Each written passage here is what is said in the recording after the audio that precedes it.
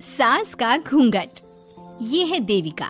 देविका पढ़ी लिखी और मॉडर्न लड़की है, लेकिन उसकी शादी ऐसे परिवार में हुई है जो गांव में रहता है।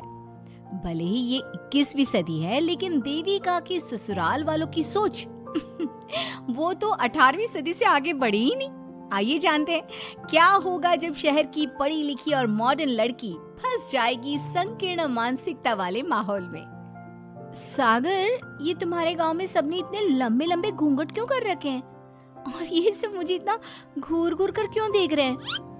अरे यार, तुम भी घूंघट कर लो ना, इसीलिए तो देख रहे हैं सब तुम्हें। कम ऑन सागर, मैं घूंघट नहीं कर सकती। तुम्हें पता है ना मैं कौन हूँ।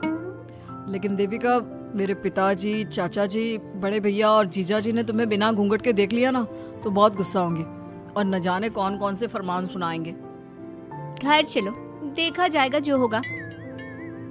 सागर देविका से कई बार कहता है कि वो घूंघट कर ले, लेकिन देविका सागर की नहीं सुनती और अपने ससुराल के दरवाजे पर पहुंच जाती है। जब देविका वहां पहुंचती है तो देखती है कि उसकी सास बिमला, चाची सास कम्मो और जेठानी सुजाता ने लंबा सा घूंघट कर रखा था, पर उनकी ननद वीना ने घूंघट नहीं किया हुआ था। लेकिन हाँ, उसने सर पर सलीकी के साथ दुपट्टा जरूर ओढ़ा हुआ था। सागर अपनी पत्नी को सबसे मिलवा रहा होता है, तभी सागर के पिता जोगिंदर बोलते हैं, सागर, तूने बहू को इस घर के तौर तरीके नहीं समझा। हमारे घर की औरतें बिना घूंघट के किसी पर आए मर्द के सामने नहीं आती, और तू इसे ऐसे ही ले आया। पिताजी, मैं समझा दूंगा। वो नई नई शहर से आई है ना, इसलिए उसे पता नहीं है। सागर की बात सुनकर उसके चाचा जी महेंद्र बोलते हैं, ये बात तो तुझे गांव में कदम रखते ही अपनी बीवी को समझानी चाहिए थी। हमारा गांव में बहुत नाम है। तेरी बीवी ऐसे गांव भर में घूमेगी तो क्या इज्जत रह जाएगी हमारी। ये बोलकर जोगिंदर और महेंद्र वहाँ से चले जाते हैं। शाम को घर की सारी औरतें खाने की तैयारी करती है। खाना तैयार हो जाता है, लेकिन घर की कोई भी औरत खाना नहीं खाती। बहुत रात हो जाती है, तब देविका कहती है, सासू माँ, खाना बने हुए तो देर हो गई, रात भी बहुत हो गई है, हम लोग खाना क्यों नहीं खा रहे हैं? अरे बहू, ये क्या बोल रही हो? हमारे यहाँ घर की औरतें तब तक खाना नहीं खाती जब तक घर के मर्द खाना ना खा ले। लेकिन इतनी देर हो गई, आप सबको भूख नहीं लग रही क्या? तभी देविका की जेठानी सुजाता कहती है, लग तो रही है, लेकिन यहाँ की यही रीत है, ये निभानी तो पड़ेगी ना। भाभी जी, ये रीत नहीं है, औरतों को प्रताड़ित करने का एक तरीका है। अगर इस घर के आदमी पूरी रात नहीं आए तो पूरी रात खाना नहीं खाओगी क्या? देविका ये बोलकर सीधा सागर के पास जाती है। सागर उसे समझाता है, देविका, यहाँ ऐसा ही होता है, तुम थोड़ा सब्र कर लो, पिताजी और चाचा जी आते ही होंगे, फिर हम सब खाना खाएंगे। सागर देविका को समझा ही रहा था, तभी देविका की ननद वीना आकर कहती है, सागर, खाना खाने आ जाओ, पिताजी और चाचा जी आ गए हैं। चलो देविका, तुम्हारा इंतजार खत्म हुआ। सागर खाने के लिए बैठ जाता है। जब सब खाना खाने बैठते हैं तो देविका भी बैठ जाती है। सागर धीरे से उसे कहता है, अरे देविका, ये क्या कर रही हो?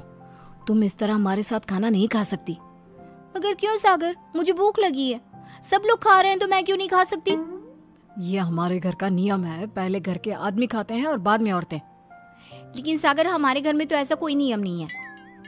देविका और सागर में बहस छिड़ जाती है।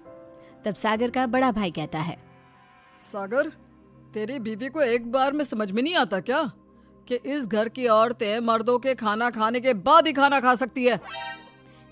भैया, मैं देविका को यही समझा रहा था। मुझे तो लग रहा है कि इसके दिमाग में कोई बात ही नहीं बैठती एक बार में। भैया, मेरे दिमाग में बात तब बैठेगी ना जब आपकी बात कोई ढंग की होगी। अरे आखिर क्यों घर की औरतों को आप लोगों की बात खाना मिलेगा? हाँ, अब से पहले घर की किसी औरत ने घर की किसी मर्द से इस लहजे में बात नहीं की थी, इसलिए वो सब देविका की बात सुनकर हैरान रह गए। तभी सागर की जीजा और वीना के पति कल्याण जी कहते हैं, ये क्या है सागर, इस घर की दीवारों को औरतों की इतनी ऊंची आवाज सुनने की आदत नहीं है। अपनी बीवी को बोल जरा होश से काम ले और चुपचाप चली जाए। क्यों चली जाऊं मैं चुपचाप? इस घर की औरतें आपकी हर बात बर्दाश्त कर लेंगी, लेकिन मैं शहर की पढ़ी लिखी लड़की हूँ। आपके कोई भी फालतू के रीति रिवाज मैं नहीं बर्दाश्त करने वाली। इस तरह देविका ने सारे घर की औरतों के लिए मिसाल पैदा कर दी जोगिंदर के घर में पहली बार किसी महिला ने विरोध का स्वर उठाया है, ये बात घर के किसी मर्द को बर्दाश्त नहीं हो रही है। तभी जोगिंदर कहता है, महेंद्र, मोहन, इस बेशर्म लड़की को कमरे में बंद कर दो और आज इसे कोई खाना नहीं देगा। अगर किसी ने इसे खाना दिया तो मैं उसे जिंदा नहीं छोड़ूंगा। महेंद्र और मोहन उसे कमरे में बंद कर देते हैं और उसे खाना भी नहीं देते। रात के 3 बज जाते हैं। भूख की वजह से देविका को नींद भी नहीं आती। तभी उसे कुछ महसूस होता है। ऐसा लग रहा है कोई दरवाजा खोल रहा है, लेकिन इतनी रात को कौन हो सकता है? कहीं सागर तो नहीं? देविका उम्मीद भरी नजरों से दरवाजे की तरफ देखती है, लेकिन दरवाजा खोलने वाला सागर नहीं बल्कि विमला और कम्मो है। माँ जी, चाची जी, आप दोनों? बहू, ये ले, हम तेरे लिए खाना लाए हैं, खा ले। और ये बात ना तो किसी को बताना मत कि हमने तुझे खाना दिया है, नहीं तो हमारे मर्द मार मार कर हमारा बुरा हाल कर देंगे। माँ जी, आप यहाँ इतना घुट घुट कर क्यों रहती हो? देविका, अब तू भी इस घर की बहू है, तू भी हमारी तरह रहना सीख ले। इस घर के कायदे कानून अपना ले। इस घर के मर्द तो कभी बदलने वाले हैं नहीं बहू, तो तू ही बदल ले अपने आप को। माँ जी, बदलाव अच्छे के लिए हो तो हमें बदलना चाहिए, बेकार और बेतुकी बातों का तो विरोध करना चाहिए। दोनों ने देविका को समझाने की कोशिश की, लेकिन देविका ने उल्टा उन्हें ही समझा दिया। इसी तरह एक दिन देविका किसी बात पर जोर जोर से हंस रही थी। तभी देविका की सास विमला ने उसे टोकते हुए कहा, अरे बहू, तू इतनी जोर जोर से क्यों हंस रही है? हमारे घर की औरत इतनी जोर जोर से नहीं हंसती। विमला अपनी बहू को समझा रही थी कि तभी महेंद्र बोलता है, अरे कम्मो, कौन है ये औरत जो बेशर्मों की तरह जोर जोर से हंस रही है? तभी कम्मो और देविका बाहर आ जाती हैं। जी जी, वो मैं हंस रही थी चाचा जी, अब आप लोग हंसने पर भी पाबंदी लगाओगे क्या? तुम जैसी बदतमीज लड़कियों से मैं बात नहीं करना चाहता, लेकिन कान खोलकर सुन लो, इस घर की औरतें इतना जोर जोर से नहीं हंसती। और हाँ, तुम्हें पहले ही बता चुके हैं कि इस घर की दीवारों को औरतों की तेज आवाज सुनने की आदत नहीं है। इस घर की दीवारों को आदमियों की ऊंची आवाज सुनने की आदत है, लेकिन औरतों की नहीं। चाचा जी, आपके घर की दीवारें तो बहुत दोगली है। हर पाबंदी औरतों के लिए क्यों चाचा जी? औरतें ये नहीं कर सकती, औरतें वो नहीं कर सकती। औरतें सांस ले सकती है या उस पर भी पाबंदी है? चुप हो जाना बहू, मत बोल और घूंघट कर ले। ये तेरे चाचा ससुर है, थोड़ा तो लिहाज कर। कम्मो के समझाने पर भी देविका चुप नहीं होती। वो महेंद्र से ऐसे ऐसे सवाल पूछती है जिनका जवाब उसके पास होता ही नहीं। महेंद्र गुस्से से सागर को आवाज देता है। महेंद्र की आवाज सुनकर घर के सभी आदमी बाहर आ जाते हैं। जी जी चाचा जी, आपने बुलाया? अपनी मुंह जोर बीवी को यहाँ से ले जाने तो कुछ अनर्थ हो जाएगा। क्या हुआ चाचा जी? तेरी बीवी जिस तरह से मुझसे बात कर रही है, छोटे बड़े की तमीज नहीं है इसे। कम से कम 7 दिन तक ये कमरे से बाहर नहीं निकलनी चाहिए। अगर इसे मैंने कमरे से बाहर देख लिया तो किसी की खैर नहीं, समझे? पर मैंने कुछ गलत नहीं बोला। सागर, जो सच है मैंने वही कहा है।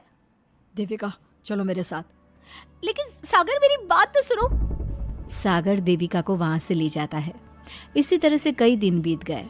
अब देविका अपने ससुराल में हर गलत बात का विरोध करने लगी, लेकिन जितना ज्यादा वो विरोध करती, उसके ससुराल वाले उस पर उतना ही ज्यादा अत्याचार करते। अब देखना यह है कि देविका अपने ससुराल वालों के अत्याचार को यूं ही सहती रहेगी। क्या उसके ससुराल में घूंघट में औरतों का दम इसी तरह घुटता रहेगा? अगर आप इन सवालों के जवाब जानना चाहते हैं ना, तो हमें कमेंट करके ज़रूर बताइएगा। और हमारी स्टोरी को लाइक, शेयर और चैनल को सब्सक्राइब करना ना भूलें।